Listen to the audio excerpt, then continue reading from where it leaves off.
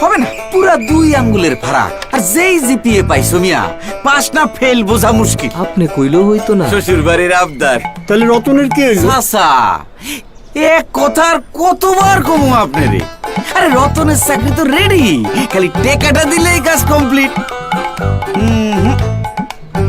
চাচা টেনশন নিয়েন না, চাকরি না হলে তো টাকা ফেরত, মানি ব্যাক গ্যারান্টি। বদরুলের এক জবান। আরে করো কি? তোমরা জানো না সেনাবাহিনীতে অর্থের বিনিময়ে ভর্তির কোনো সুযোগ নাই?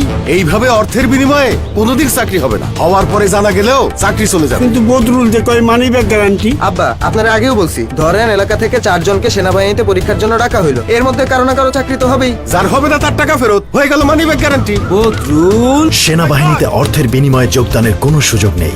দালাল কিংবা প্রতারক হতে সতর্ক থাকুন। কেউ আর্থিক লেনদেন সহ কোনো প্রকার প্রতারণা করার চেষ্টা করলে তাকে নিকটস্থ আইন প্রয়োগকারী সংস্থার নিকট সোপর্দ করুন। বাংলাদেশ সেনাবাহিনী।